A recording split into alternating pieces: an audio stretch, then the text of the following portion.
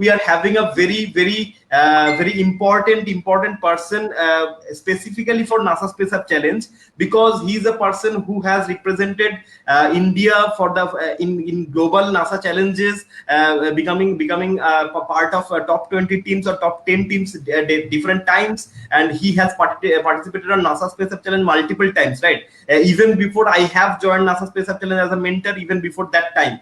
So you guys can really ask real questions to this to him. So warm welcome, Mr. Kalyan Dixit, on our show, and thank you so much for giving us a 1 hour. That's really valuable. So I am just going to describe about you to the audience so that they can understand about your background and what kind of questions should be asked to you. So Sure. yeah. So Mr. Kalyan Dixit was a computer science graduate from SLC's Institute of Engineering and Technology and Mozilla Tech Speaker, Mozilla representative, having participated, volunteer, and organized more events. Technical evangelist and occasional Android developer. If not working, you can find him trying to reverse engineering stuff, playing FPS, RPG games, public speaking on various technical topics. So today's topic is not today's talk is not going to be boring. So we have a our generation speaker who is really love to play games. So that's really incredible and interesting. So his hobbies include reading books, traveling, writing, and meeting new people. Love to participate and learn new technologies and going to technical conferences, and meets passionate about security and privacy. So we are really glad to have you on the show. And people, if you want to connect with Mr. Kalyan Dixit, you can just find the LinkedIn link on our on our content of this particular live show, and hope you will connect and get to know about each other and get real stuff working together. Now I want to start with a question to Kalyan, that what was your experience about NASA Space Up Challenge? Because you have participated multiple times, you have went to the World Challenge, so it's incredible journey, I hope. So I want you to give certain pointers to the people who are participating for the first time, or maybe participating for the second or third time. So I hope your experience will be very much helpful for them. I mean, when I participated probably in the year of 2014. I know it did have a very different story. Basically, me and my other friends were supposed to go for the hackathon, but they weren't able to join because they had one of the persons had an internal job fair, and other had an internal examination. So I was the only guy who went to the hackathon, just thinking that let me participate in this one and just have an experience of it. Then later on, I was able to find a team, and in the first year, we have taken this challenge called as Nowhere. That's the application that we have developed, because at that time Android was pretty much wasn't top 5 technologies at that point. Android was pretty much in a hot cake kind of a thing at that point. So the idea was to take a satellite images and prepare a mobile application in a quiz type of a way for people of all ages. So one of the challenges that we have faced, it was also the first time that I have been working on Android platform, because before that I did work on Windows Forms and C#, but I didn't work on Android before that. So it was probably like 48 hours hackathon. So the first 12 hours, I was just trying to know the entire ecosystem of Android, how to build applications, and how to deal with higher resolution images and everything. Then later on, the other thing that we have observed is that the satellite images, the not the raw one, but the refined one that the NASA releases to the public, are pretty much high in terms of memory itself. Each image was probably around 200 MB to 250 to 500 MB, probably like a half a gig, based on the image, and also the entire mapping of it. So the thing that we have did was that we need to find a proper format image, that even though we kind of reduce the size, it doesn't look pixelated in the different mobile screens. So that was one of the challenges that we have seen. and we did prepare the quiz. And also, I think in the first year we got nominated in two categories, I believe. Yeah, in two categories we got nominated, and it was also a first time in India, because most of the teams who did participate in the probably in the year of 13 got only nominated in one category, but we were the only team in India who got nominated in twice. And also in top 20, we were the only team from India, like only team in the top 20 who were nominated in top two categories. Then probably in June, or I think it was in April, May, I think in the month of June, we had a Skype call with NASA people itself. So that was pretty much exciting, and also pretty much nervous itself, because I mean, you're getting interviewed by the people who launch stuff in space, with so many variables involved to launch something in space. That takes a lot of calculations and a lot of knowledge that you have to know. And we did had probably around like half an hour to 40 minutes interview with them, regarding the idea and why did we choose the idea, and also how did we overcome the image issue that we have seen. That was one of the point they did ask us, because they did know that probably at that time we didn't even have mobile phones. Of probably the max RAM that we could get on a mobile phone probably was 2 GB itself. That was pretty much expensive itself on that part. And how did we solve the image size issue. And we have taken exotic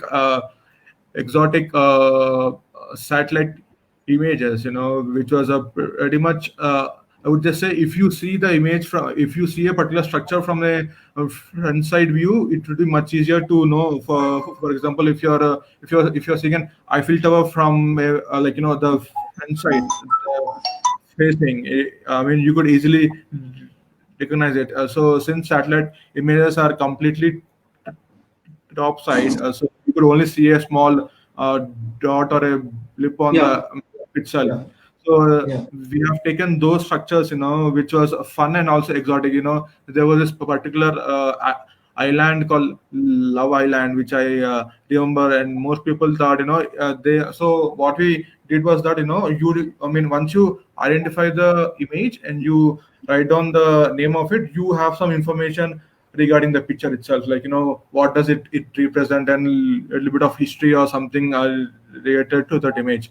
And after that, we got interviewed in the local newspaper and things. Then we did participate in the second year, and because this was entirely left field for us, because we never thought that we'll be getting we would be representing Hyderabad in India, then moving to top 20, and representing India in the stuff like that, and also getting interviewed by NASA. And we also got invited to the What was your inspiration during this time? So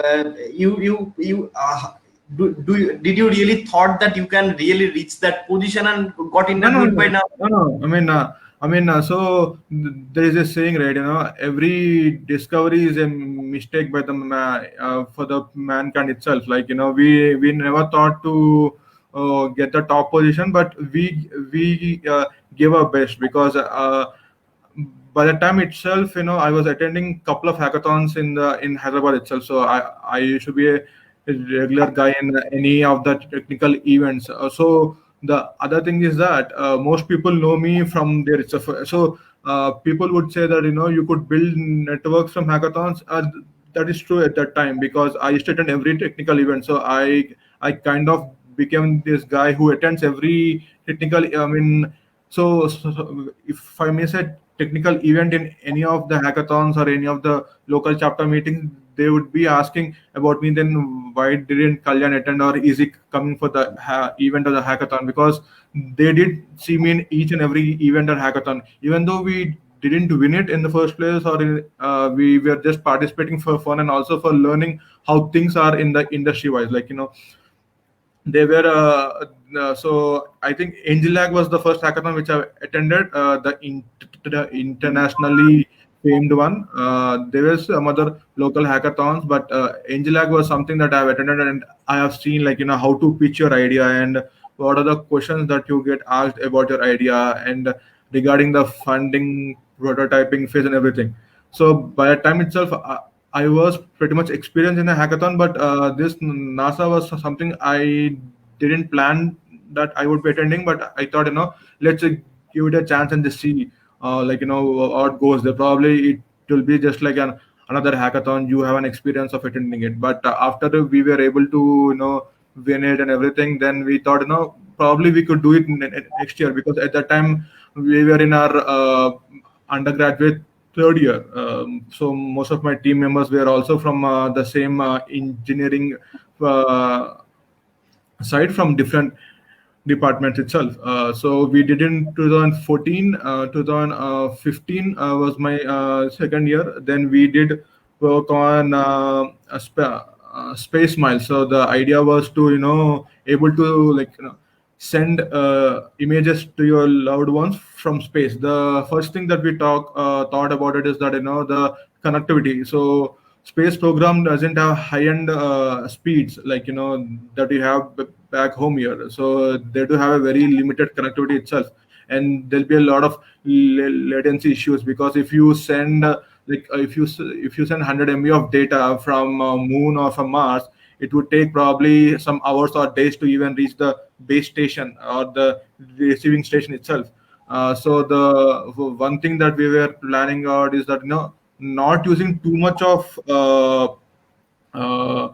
code, and also making sure that, we do have support for offline, for example, if you take an image and if you try to send it to your family or friends, and if you don't have a proper connectivity, it it gets queued in the list, and by the time you go, I mean, by the time you come out of a proper connectivity area, so automatically it just sends the photo for your family. It is just like, outbox that we use in email, right? You queue all your replies, and once you are in a proper connectivity area, automatically the emails sends out your replies to the emails. So that was the basic idea that we have taken. And also we didn't want to include HD. At that time we did have HD support for images, but we didn't want to use them, because they would add, they would add like more amount of space, and it does require lots of data that needs to be sent to and fro. That's really incredible to know about your journey. That's so. What was the experience of talking to the NASA people? So, what kind of questions they asked, and how you replied, and what was the after effects? I would just say one thing. If people are, like, who are aiming to be in top 10 or top 20, the thing which I've observed, because in 2018 and 19 I did attend the local and national teams for NASA, the election teams. What I found was, most people have an idea, like, that's absolutely fine. Having an idea is absolutely fine, but having a idea which could be able, which you could conceive it in prototyping phase. Some people have ideas which are, like, sci-fi fiction itself, like, for example, probably last year I did see an idea where, they just wanted to go to Pluto and establish a home base there. Like, there are many things that they need to know. The, like, how much amount of a distance that you have to travel, and, how many years that you would be traveling in space.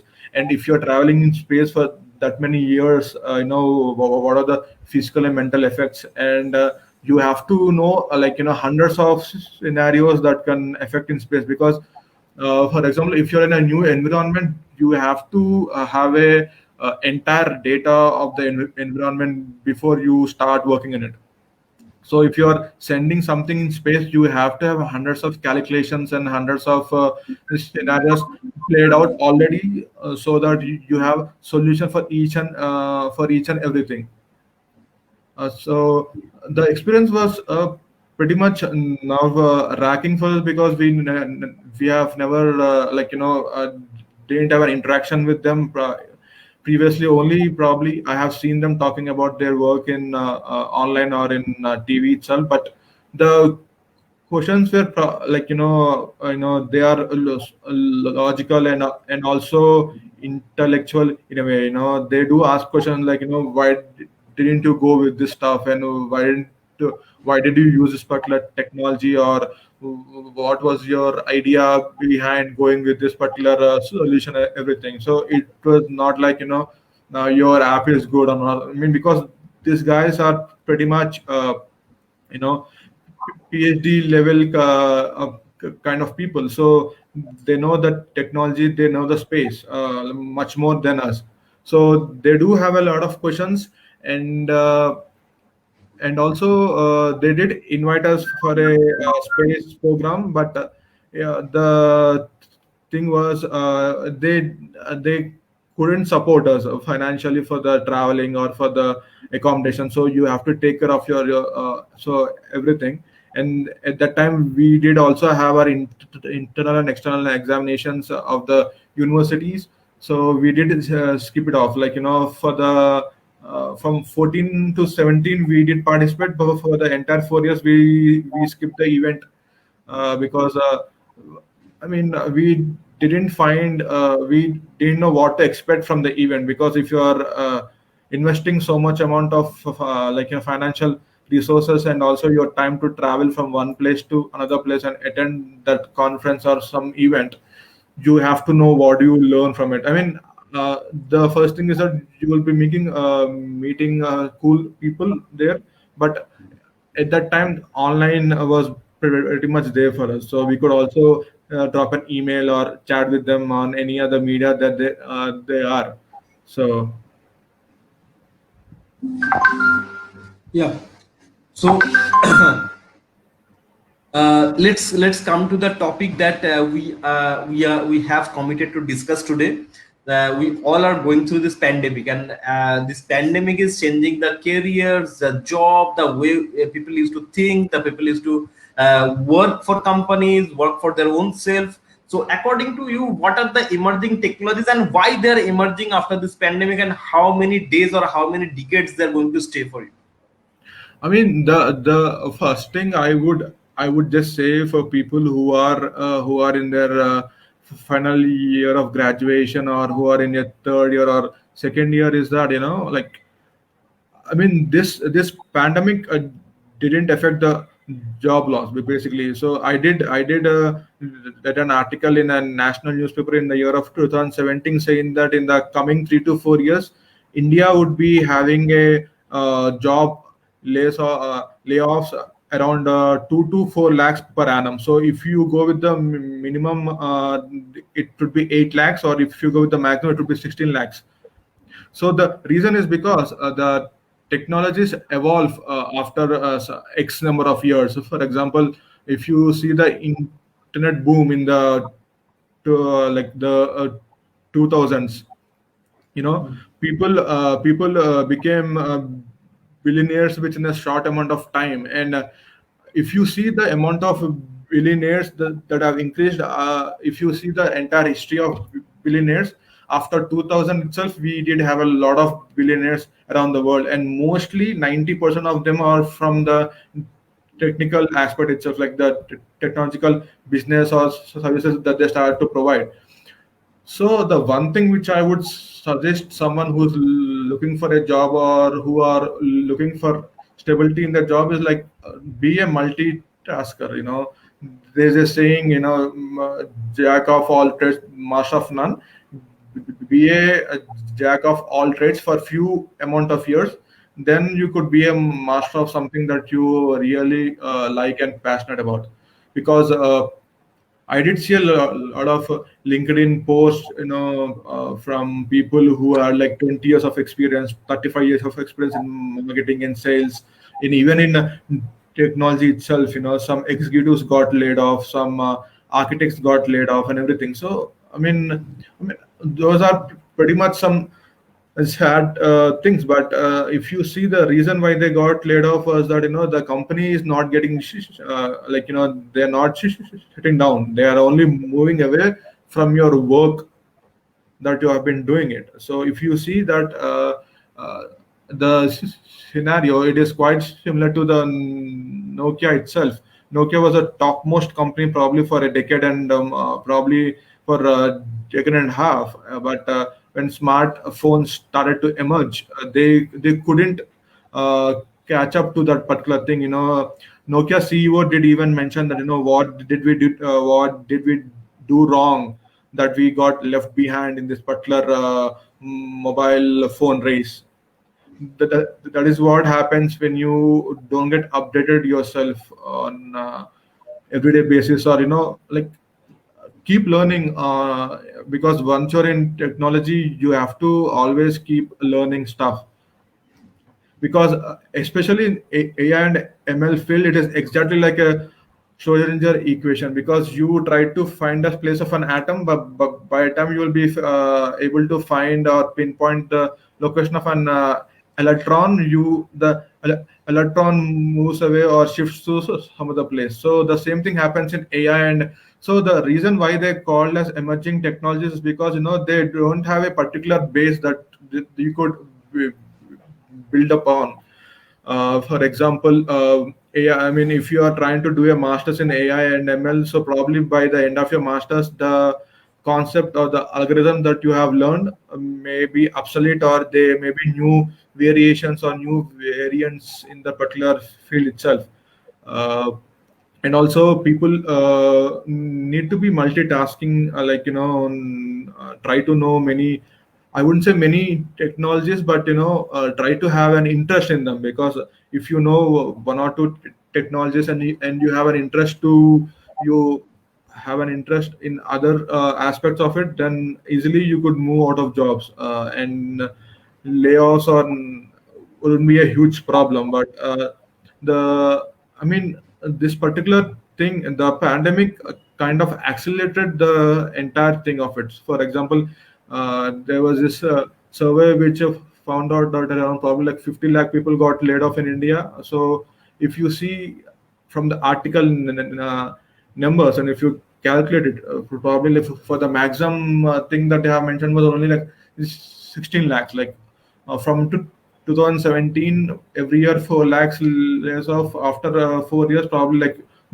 12 lakhs in this year, if we count 2020, 17, 18, 19, and 20. So that will be like 16 lakhs total amount of layoffs were supposed to be according to that article, but we are at 50. So it is like 3x amount. The reason was that this article was only based on technical services, not the entire industry. So we don't have we didn't have this kind of pandemic, or this kind of situation earlier. Because if you see industrial revolution, which did start in 1760s, then it continued to 1820s and 1840s. There was a rapid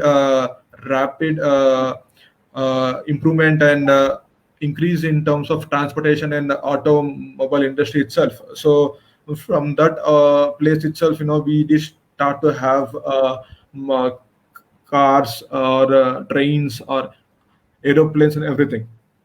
So each and every revolution was only had an impact only in one or two sectors. The internet boom had an impact on internet, the entire internet content and online services and the software itself. Industry revolution had that. I mean, if you see, green revolution was entirely on agriculture sector. So Yeah. every revolution that I did read or came to know was only on a few sectors, not the entire sectors.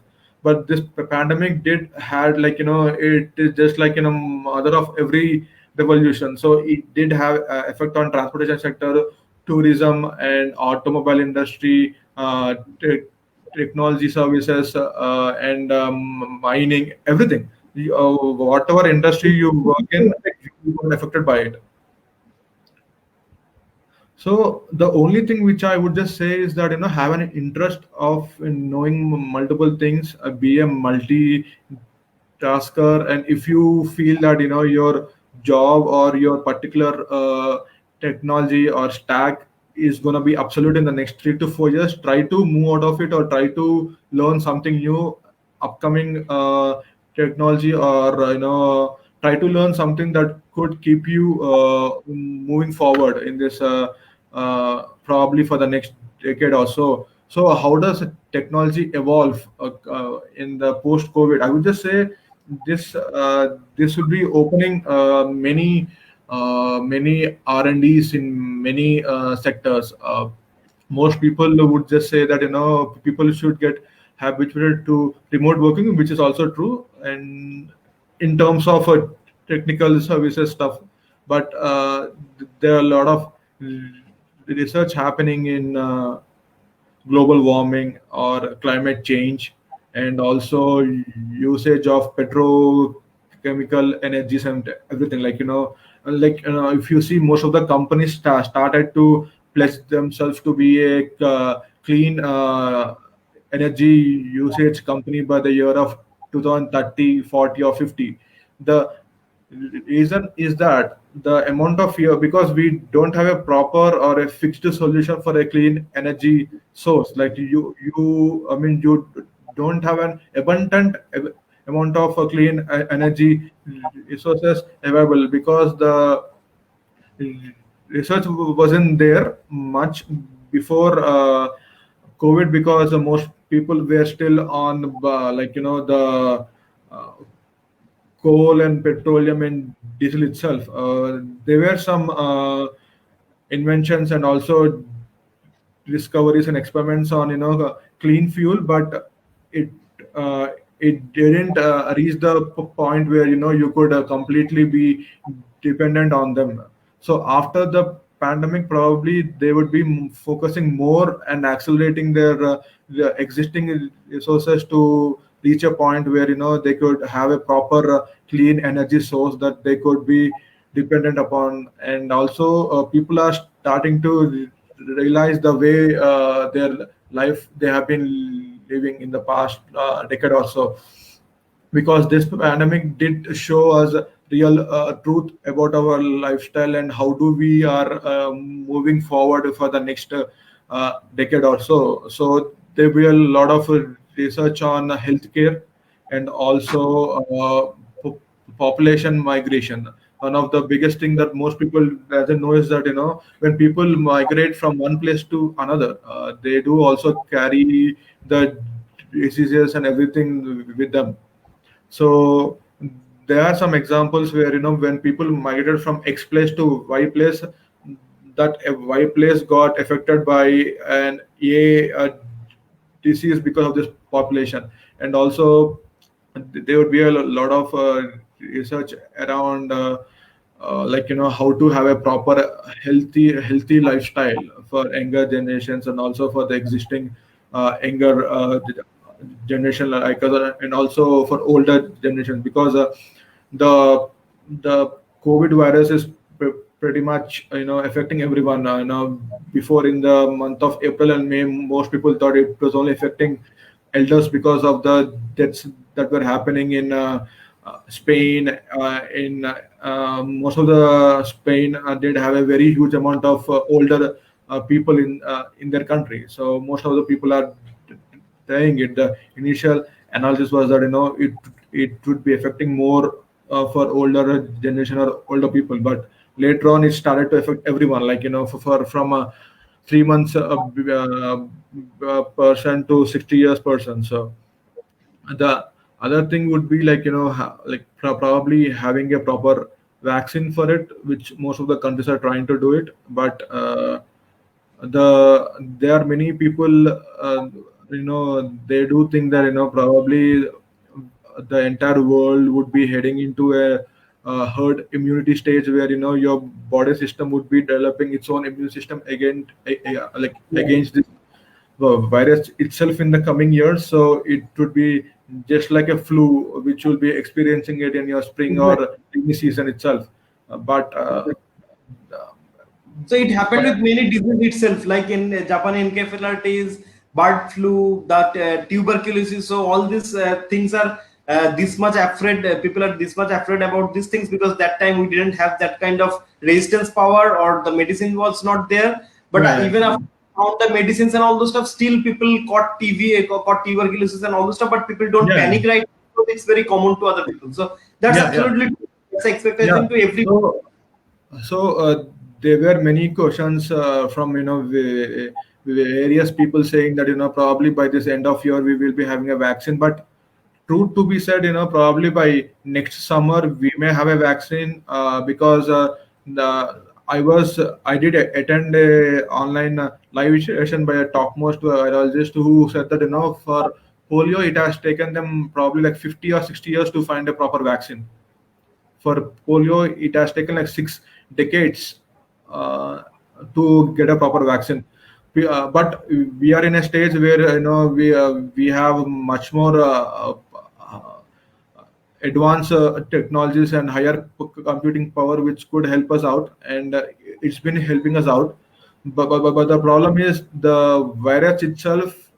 It's a own problem because I do follow some virologists on some social media pages. What they have said is that proper viruses, they do have a set of properties or symptoms that they affect people with. Like they don't mutate or change their way of affecting people. So, for example, if you have a cold affects your uh, p- air passages, your lungs, and something like that. And if you have fever, your body temperature rises, you have body pains, and you may feel drowsy and also a little bit nausea. But this particular virus is it's a I would just say it's a complex thing because it can mutate itself. Uh, in terms of uh, uh, technology wise, I would just say it is just like a polymorphic virus where it can change itself to escape the antivirus or the detection mechanisms. So that is one of the biggest thing that scientists are trying to find out how many, because the entire COVID-19, it is not like a single strain. In India itself, we do have probably like 5 to 6 strains of coronavirus that have been affecting people from various regions. So probably around the world there are 10 plus COVID strains, and I mean the strain is nothing but a mutation of a root virus that gets mutated based on the environment and also the region itself. So to develop a virus which can control all these mutations, it's a very complex task, and also it takes time for it to happen. Absolutely. So that's incredible thought about this pandemic, the virus, and the so biotechnology is a sector that is getting a boom. The Yeah, medical yeah, equipment, and medical drug making companies are in a very good shape right now. On the other hand, if we talk about pure technological things, so these are also technology, but there are some pure technology, non biotechnologies like AI, machine learning, because this AI machine learning is maybe from computer science, but it can be applied in any domain, like yeah, analyzing the yeah. I mean, virus, yeah. creating the vaccine in virtual format, or just trying with different options. So AI ML is very good field even after pandemic, and it was a good field before the pandemic itself, because Yeah, AI yeah, ML yeah. helps to predict the future, and whatever will help us to predict the future, that has enormous number of applications in each and every industry. So that's where data science and AI machine learning is so much important. So there is this organization called Folding at the Red Home, which which just started working on it as soon as possible, and within 3 months they were able to build a 100x supercomputer thanks to the parallel computing processes and power which got which most of the chipset makers and technical companies did provide them. So they were able to find out pretty much because they were doing something called as simulations. Like for this simulations, you need a higher amount of computing power, especially the graphical power. So they did send out an tweet saying that we are working on this, and if you do have any extra graphical computing power, it could help us out and everything. Within a month, they crossed the supercomputers that we have right now in the world. and they were able to narrow down some specific areas and also specific methodologies for this particular COVID virus. That was, I mean, they did, and also other universities, R&D departments started to work on them, and also they did started to analyze the data that has been put up online. Like in the morning itself, I read an article from Oxford or from US, I think they did. So they have taken the data from India because being a second world's population, we do also have cases in that numbers, and they have taken the data and they did made some observations, saying that 5% of the entire population got infected, and out of them they were able to find out that most of the people who got initial infection, who got infected, was only male people. Like male were the only virus carriers. Like 95%, 96% were male carriers. Who did spread out to many people, and also they could able to narrow it down. Like probably we do have something like 10 lakh cases, or we have been there much more than that, the active number of cases in India right now. Just let me check. I just stopped seeing it. It really gives a very annoying mindset, so that's why I just stopped seeing Yeah, it. I mean, it's been increasing, like every day, like 90,000 to 1 lakh cases every day in India itself. So as per the link I am seeing right now, it's about 6 lakh 6 lakh 31,000 or something like that. No, 3 lakh 63 lakhs, I think. Yeah. So 63 lakh. So what they were able to find out Yeah, is that probably like of it's close to around 5 lakhs. So close to 5 lakhs people were the responsible people who were able to infect this many people. So they are called mass infectors or mass spreaders in terms of their own terminology. So they did carry this virus, and they did infect, like the largest amount of people that they could do it, because it's uh, like a you know, simple it's a binary tree, how the things are getting yeah, spreaded. So yeah, it's a yeah, yeah, sure. So it's that is what has it's been happening. So, like, I mean, the other thing is also, like most of the viruses that we see and that we get infected from have symptoms for it. Like even though the virus may be in your body within a week, or like less than a week, or probably within of 15 days, you show symptoms of the particular virus. For example, flu, or malaria, or dengue, or typhoid, anything. But this particular virus is symptomatic, and being that you don't even know, or you don't even feel that you are infected itself. yeah, So yeah. it is also one Even of the people biggest things. develop the immunity power so that they are getting cured. They are cutting the disease, getting cured Yeah, till they yeah, don't know about it. So yeah, it yeah. happened So with yeah. yeah, so that is also one of the disturbing factor for researchers, because they need to know, like there was this plasma thing that Therapy. Yeah. the people did support after the CDC control, Center for Disease Control from US mentioned that according to their data that they have taken from around the world, plasma therapy is not going to help people at all. So it is just a waste of time, and also waste of resources for people itself. The thing is, So it as is, we don't have a proper way and we don't know the proper procedure yeah. to cure So it, everybody is yeah, trying I from mean, ground and trying to get a solution out of it. yeah. So it is just like we are completely left field on this. Basically, we don't know nothing about it, and everyone are coming up with their own observations every month or every week, and people are following it. It is just like trial and error by many countries Exactly. for the medication itself. So it is going to be an interesting time going forward, to see how companies is going to, because most of the MNCs started to change their entire roadmaps that they had. Now they are preferencing people to work from home and Now providing the thing is, yes, resources. because my company, the company I just used to be the CEO of the company that's Thinking in Lab. That's because we work both on IT, IoT, robotics, AI, and all these technologies. So the software fields, the software related fields has no problem with work from home. It can be absolutely done.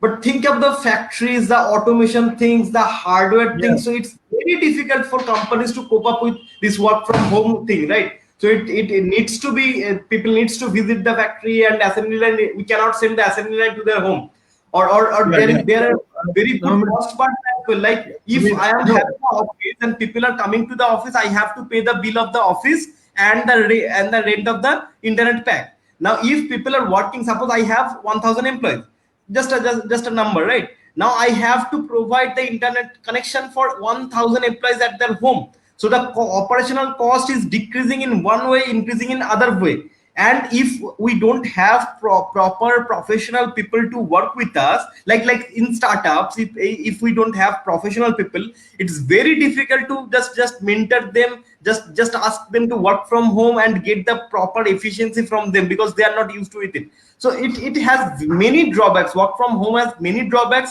and the most important drawback is human psychology. So when we go out and talk with people, work in a team and all those stuff, we will eventually lose the teamwork capability if we are keep working from home. And that's absolutely my mindset.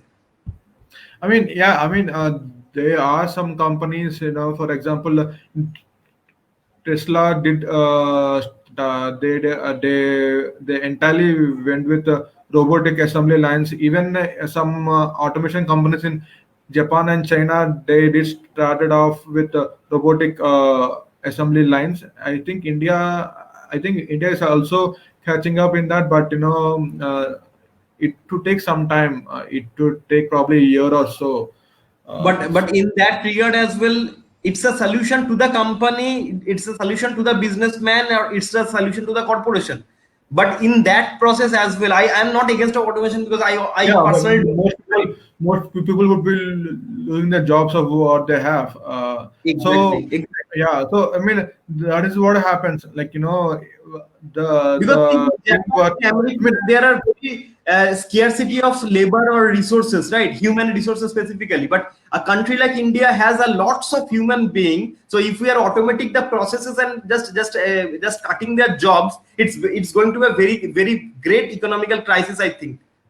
So I mean, true. Like we are already in a economical crisis right now. So the other thing that most people doesn't realize or get to know is that as the technology gets advanced, the human factor also decreases. For Absolutely. example, there used to be a time where people used to make trunk calls. The trunk calls probably in my childhood I have Yeah, seen them where you have to go and take an appointment for your call to be made on a particular day.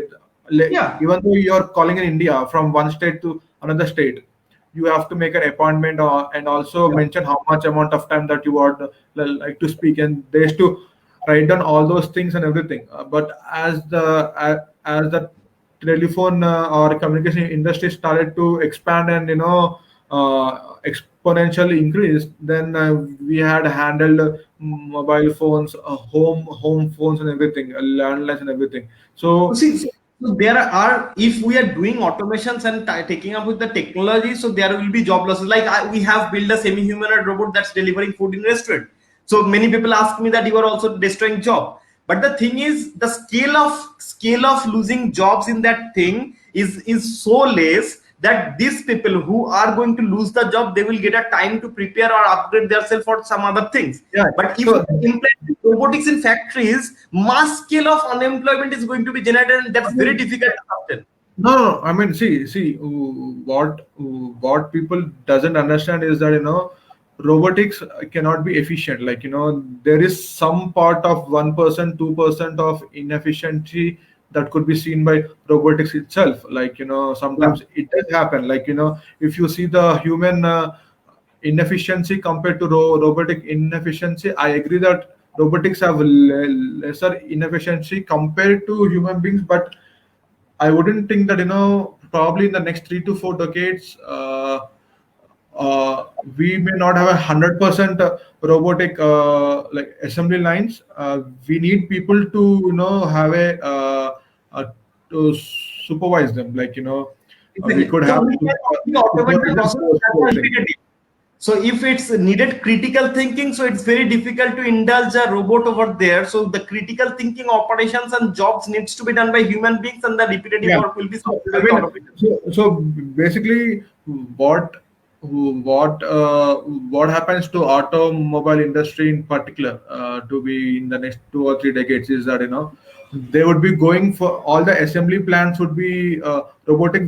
I'm sure pretty much that right now we do have some robotic assembly plants, but not like 100%. So there would be human supervision, which is gonna be and for the next probably 2 or 3 decades because uh, I mean they do require supervision somewhere or the other. Like you cannot 100% be reliable on them at this point. Probably in future we may achieve that, and we may have new jobs for people who are interested in automobile industry or who would like to work in automobile industry. But at this point, like it is going to be a companionship between a robotic assembly line versus a human supervisor. Yeah. So we are having few live questions from Facebook. So I am Yeah. just putting the questions on screen. So Ishank is asking, sir, what do you suggest as the last minute preparation for the participants? I wouldn't suggest anything in the last minute basically at this point, because if you are applying for the nationals or if you are planning to do it, I would just say be confident on your idea, and also don't what you call go like don't have a sci-fi fiction of idea, like I mean, I mean, I could just say I would like to build a rapid transporter where I could travel from one place to another place in an instant. Which is not possible at all, because it does require a lot of research that goes into it. Like you have to take into things which are not even uh, yet discovered, or you don't even know nothing about it at this point. So I would just say, if you are planning to do something on it, try to make sure that whatever you plan, it could be uh, built in the next 1 or 2 years if you have a chance, or if you are given the chance. Like make sure that your idea is feasible in the coming years. Exactly. Exactly. So I want to share an experience that I had last year while I was judging the nationals. So I met with a team. They build a space travel company, right? So people can book their slots, and they can book whether they want to go to Jupiter, Mars, or the space station and all those stuff.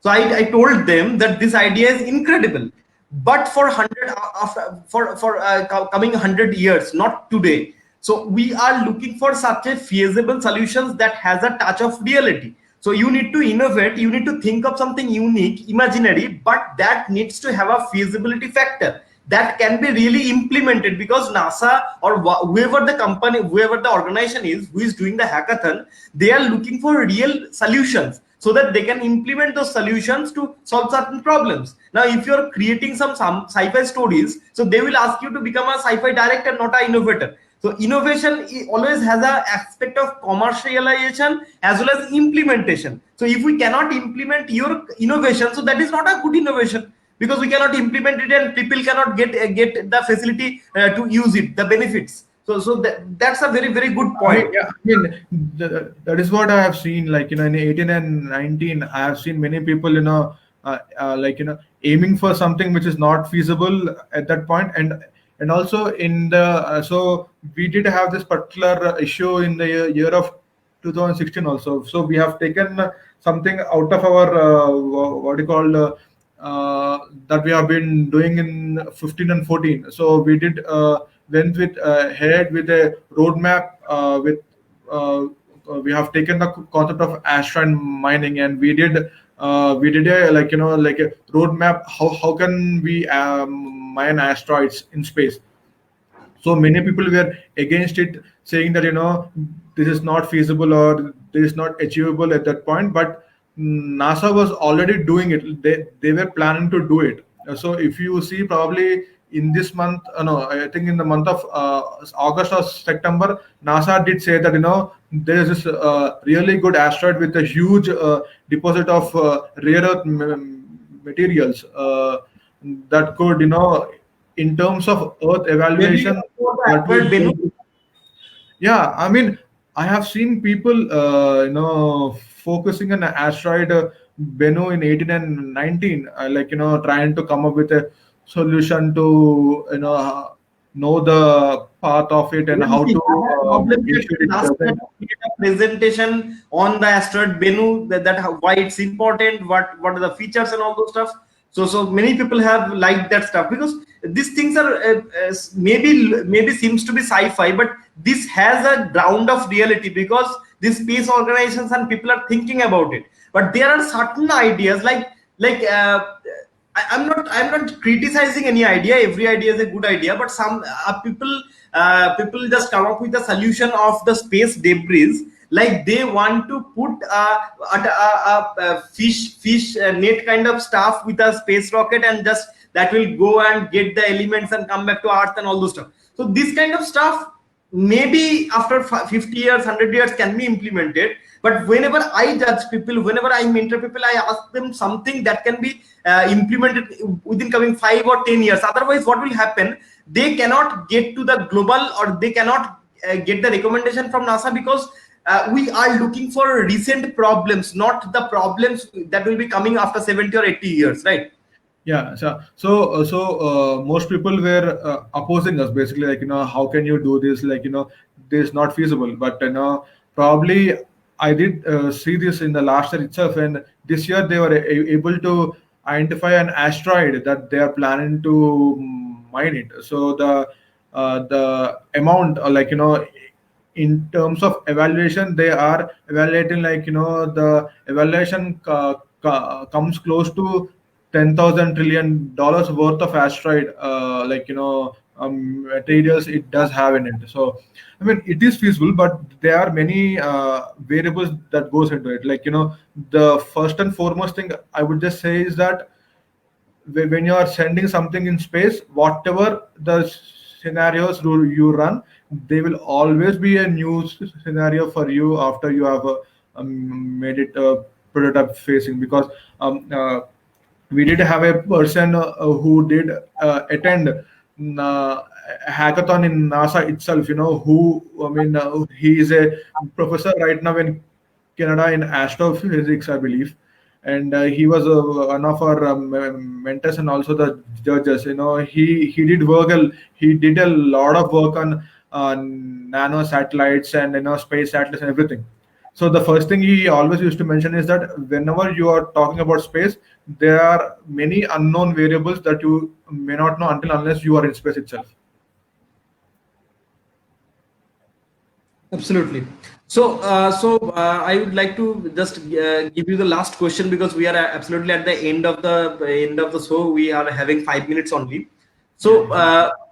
what is the importance of hackathon in case of innovation? Why should people join? Who should join? At from which age? And what kind of mentality or mindset they should have when they're joining the hackathon? So when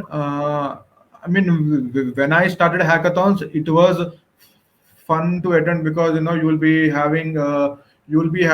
be discussing a lot about technology or how to build a particular solution. You will be trying, and you will be like, you will be experimenting with the technology that you don't know about, or you'll also be learning how to build things in a like in a fast paced environment.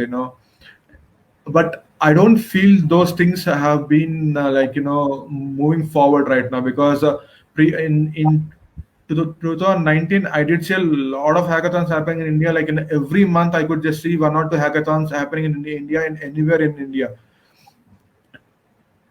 at that point, the hackathon itself, the idea of hackathon becomes stagnated itself, because if you see the number of innovation ideas coming out of it, it is close to 1% or 5% itself. So if anyone would like to join a hackathon, I would just say, don't expect to win it, don't expect anything to build stuff. Just have an open mind and go for the hackathon, and just mingle with other people, try to know what they are building. Or I mean, you could also try new stuff. I mean, I would just say, don't expect anything from the hackathon at all. Like, don't try to know that, I mean, if you have an idea and if you want to showcase it, you are welcome to do. If you want to go and have an experience what exactly an hackathon is all about, then please do that. Like, don't have high expectations that I will be building a new type of technology or new type of service and application. Don't, like, it is not possible, or it is not, like, easy to stand out at this point. uh, so just have fun with your friends, and I would just suggest go along with your friends. And at that time you will be trying to know, like, how does a team work. For example, Exactly. if you are Hackathon is putting not a a place job. where you are building a sci-fi product or a real market product or something like that. So it's a place where you are building prototypes, minimal viable product, small concept, but you are learning certain skills that are important than technical skills. That is how to manage people, how to interact, how to do networking, how to work in a team. So these are very much important. Whether you are becoming an entrepreneur, you are opening your own company, you are getting into another industry, you are becoming an intern. So everywhere, because we people are a social animal, and whatever we are doing in a group of people, right, in a team. So these particular traits are very much important to survive in the industry. So hackathon is not a place where you are building a real product with investing a lots of money. Rather, you are building a product, a project or a prototype that can become a product later on, right? But Yeah, of course. don't be rigid with that I am going to win the hackathon. Because see, winning is not in your hand. The only thing that you have, that is the participation and doing your part. So if you are bothering about winning, you are losing your part, that is participation and getting the enjoyment, right? Yeah, and see, if people are attending the hackathon to win, make sure that you're doing something out of box. Like, if you want to stand out in the hackathon, if you want to be that guy that everyone looks up to in the hackathon, or someone who would like to do something, you have to completely stand out of the crowd. So you have to go in a way which where people never thought of it, or people never have an idea about it. Like, if you are working on something, don't don't think in a way, like, you should have different perspective of the idea that you're working on. Like, that is what hackathon helps you out. Like, you could understand how people think about the same problem itself.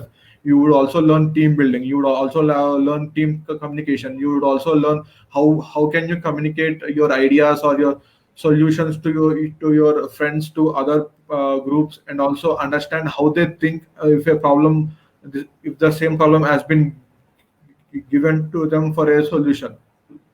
So how many questions do we have more? Done. We are done with the session. Only 1 minute left. So thank you so much for joining, and it was really incredible to learn about the experiences you had for the NASA Space App Challenge, and all your views on the COVID-19 emerging technologies after COVID-19. So thank you so much for joining with us. And for all our viewers, thank you so much for your patience and your enthusiasm to join every day. So it's our 12th session. So since 12 days we are doing it for every day, and we are keep doing it to 4th October. So thank you so much for staying with us. That's all for today. See you tomorrow with a new speaker and new topic. Thank you so much. Bye bye. Bye guys, take care. Bye bye.